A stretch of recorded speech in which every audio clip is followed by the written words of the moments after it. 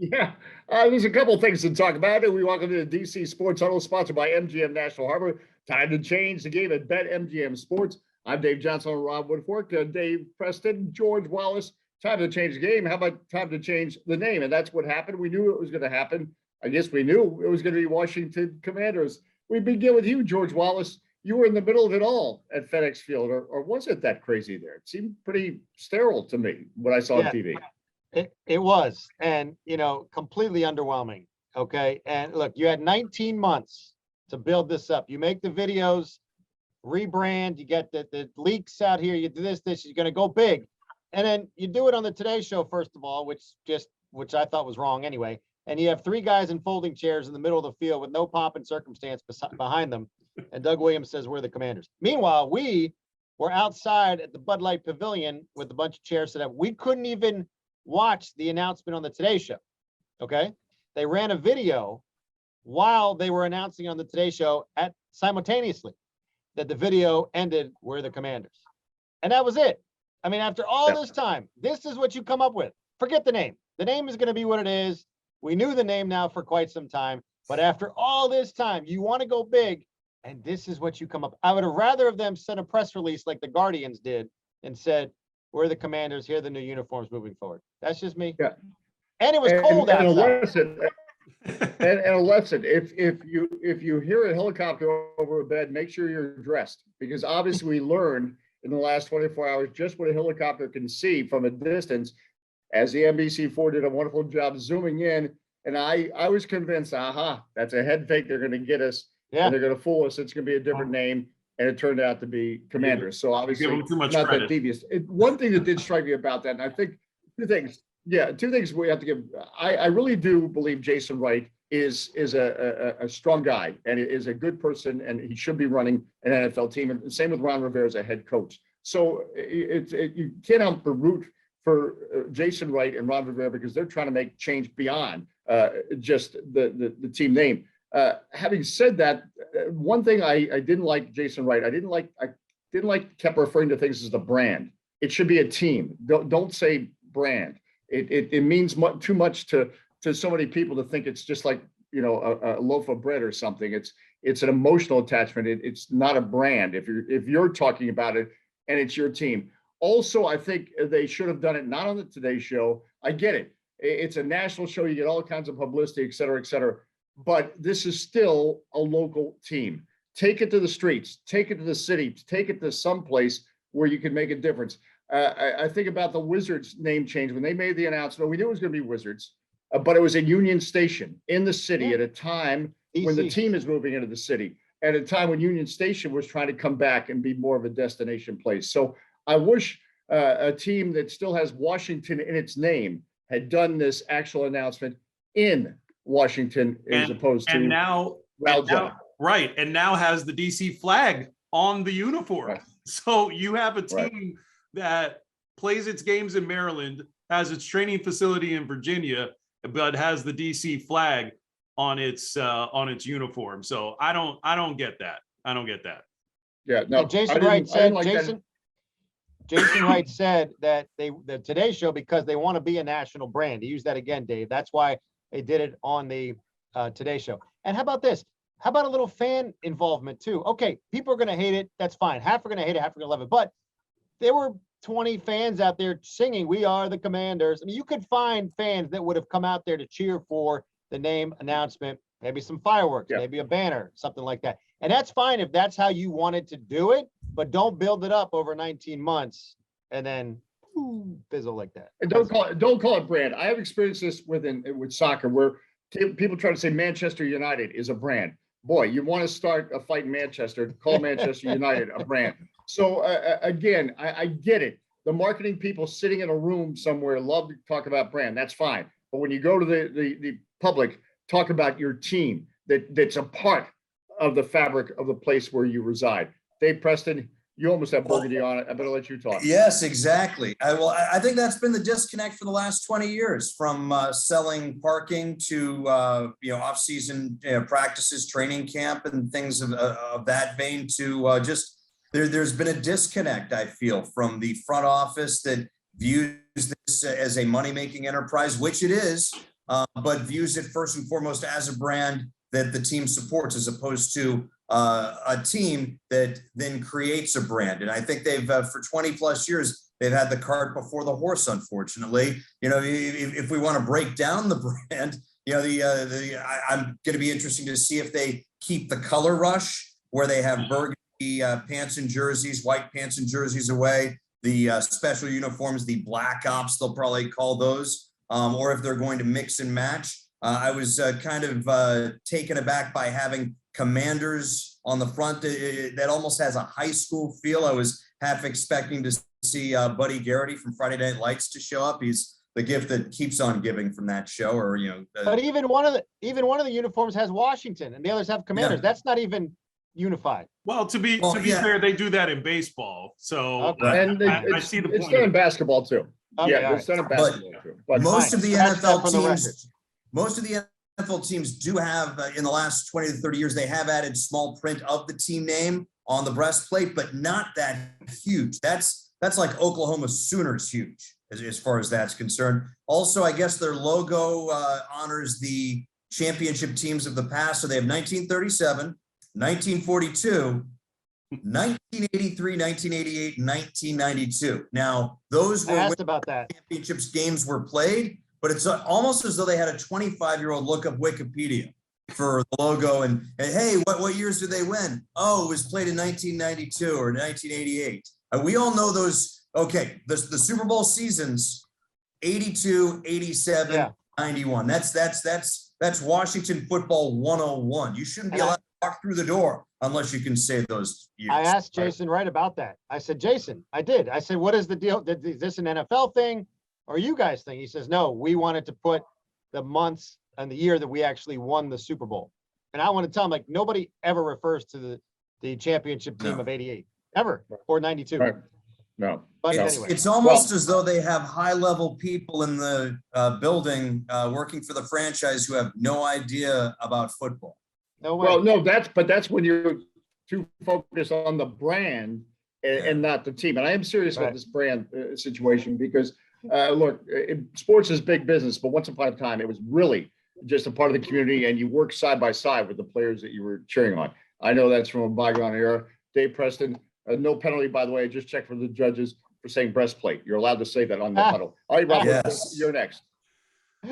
All right. I just wrote a column on this on WTOP.com. And, you football fashionistas out there can join me in this. So I love the matte helmets. Let me start Yes. with that, because the Agreed. matte is just, it's contemporary. It's clean. I love it. I like the W logo more than I've seen people react to it on Twitter. Clearly they're embracing the whole military theme, and that, of course, fits in with it. And it's, it sort of speaks to, the toughness and discipline that you associate with the military and in turn football. The color rush uniforms, I'm not here for. I don't know why they did that, because part of what was good about the old uniforms was the contrast between the burgundy and the gold. To add black is just weird. They And acknowledge it's like the younger generation. Even Doug Williams said it. He Yeah. goes, we had two Yeah, but jerseys. But that's the video game business. I mean, we're Yeah. seeing it on those Thursday night games where all of a sudden the Seahawks are in lime Well, green or it's- whatever the heck it it's is. funny. And You say the it's- video game business, because these look like the creative team Right. on Madden. So Yeah. that's Yeah. not what you want to go for. So But they're not the only one that's done that. Yeah, That's an NFL thing. I think George is right. well, yeah, but here's the thing: the burgundy ones, I can live with that. The white ones, how are you going to make Jim Zorn right after all these years? That looks like maroon and black on the white ones. So why Yeah. was the burgundy a different color? It's like a Cardinals uniform. or Right, Falcons. exactly. And then with the all black uniforms, look, that it looks good. I don't like the helmet though, because you put the W in the front, it looks weird. And I've never been a fan of the numbers on the side of the helmet. I just think that that's extraneous. Might as well have nothing on there. So the black uniforms, I would have loved to see them do. And if people are familiar with that, the secondary alternate uniform that the Atlanta Falcons have, where it sort of like fades to black, it starts at red and fades to black. I think that would have been a really good look for Washington as that second alternate. So overall, I mean, look, it's a change. They needed to update their uniforms. It was a long time coming, but so far this ain't it, unless they come out with something that better contrasts the actual burgundy and gold. And Rob, one other do you thing, think what that- about the jerseys? Real quick about the jerseys, and another thing about the time they've had to come up with this. You have 2 T-shirts available today.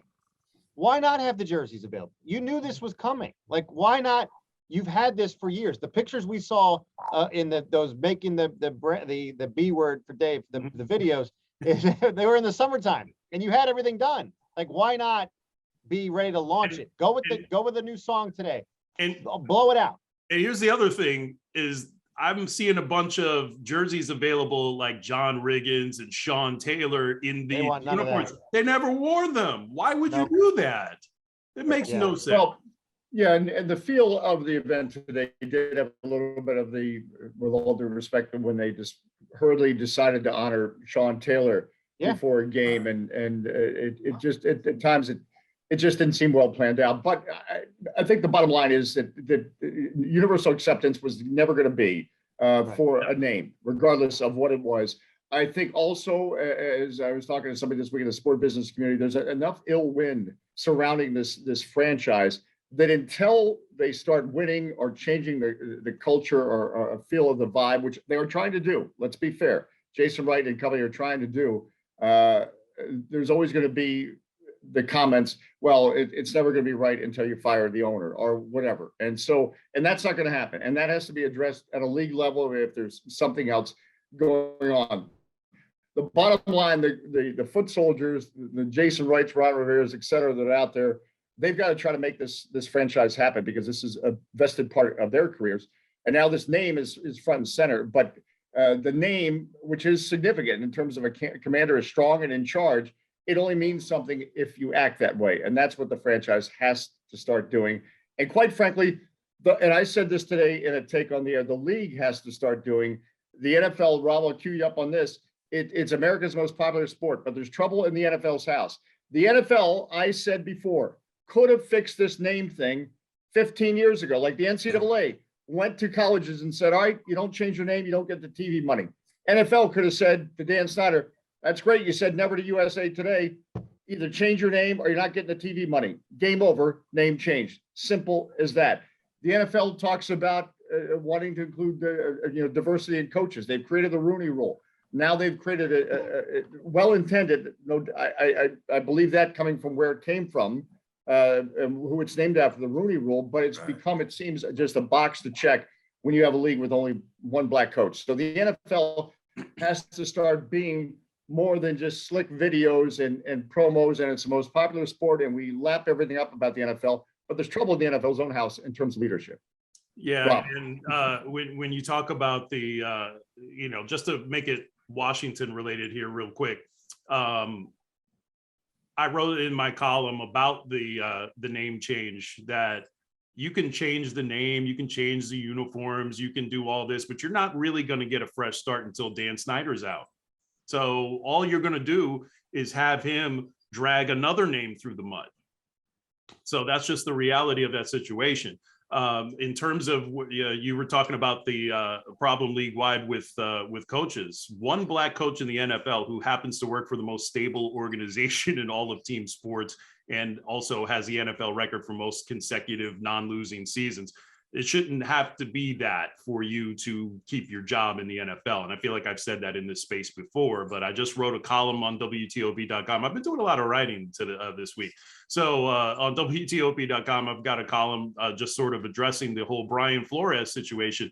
And here's the thing. Every piece of that 58-page lawsuit, I believe in. I believe that that's true. Because anybody who's paid halfway attention to the NFL over the course of really its inception knows that it has been inequity in the coaching ranks is obvious. And it is always taken, and it was always going to come down to a coach being willing to be the Colin Kaepernick of coaches and take that fall and take that chance and take on the NFL, even if it means giving up his career in the prime of his career. And that's exactly what Brian Flores is doing. If the only way that, and I was really disheartened by the NFL's response, by the way, basically, I mean, they all but threatened him in that response. So the only way to get change is for there to be, the only way to get diverse hiring is to get diversity within leadership. And I feel like we've talked about this here before. So they've got an opportunity now.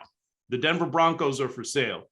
Robert F. Smith, who is a Black billionaire, he happens to be in the running to purchase it. Back that bid. Also, you need to thoroughly investigate the allegations that Flores made about Miami, because that's, I mean, if you've got an owner literally giving you money to lose games, especially at a time when the NFL is cozy with gambling, you're talking about the integrity of the game here. So if that doesn't get an owner thrown out, I don't know what does. So, well, but that's a good question, as what gets an owner thrown out. The NFL doesn't like any dents on its shield, and I agree with you. I'm disappointed in the response, because right away their first response is just look the other way. Gentlemen, I got to run. I got to catch a bus, literally. So, but anybody else want final thoughts? Dave Preston, George Wallace. I'll throw it to you.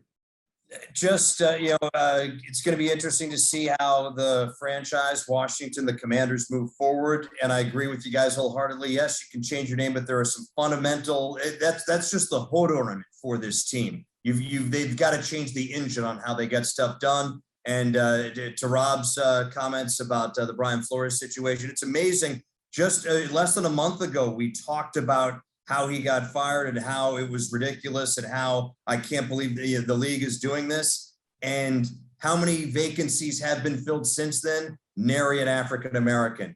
And the Black coaches who have been interviewed, they've been one instead of one of two. It's one of the owners are brazenly doing the bare minimum by the Rooney Rule. Instead of the spirit of the rule, they're just doing the letter of the law. And eventually that comes back to get you. George, real final quick, thought. Yeah, real quick. Ron Rivera said that he had 7 interviews before the 8th one, before he got his job. And he was saying that, he needs to look at this really, really closely. And he says, guys should be hired on their merit. And that's exactly what they should be. One other note on the name, Jason Wright told me that they picked this partly because of the connection to the old fight song, Hail Victory, Fight for Old DC. And he wants the fans to help with the new lyrics to the new fight song. He says the fight song and the colors were 2 of the main things that fans wanted to stick with this franchise. So that's positive. I don't taught us anything. You can't ask the fans to do anything. Yeah. Although I will say this, the owner is not going away, at least not yet. And I think we're 2 years into Jason Wright, Ron Rivera. I'm still going to give them a chance. I think they're quality people. And if the owner stays out of their way, I think there's progress can be made. If he doesn't, then it will be the same old. And I think they are trying. We'll give them a chance, and now give them a chance as Commanders. But this team is on a short leash because they burned us a few times before. The bus, I can hear it. It's calling my name. I got to get to a game here in Philadelphia. For Rob Woodfork, try and snap a losing streak. Yes, George Wallace. I'm Dave Johnson. That's the DC Sports Huddle, sponsored by MGM National Harbor. Time to change the game at BetMGM Sports. Thanks for your time. Break.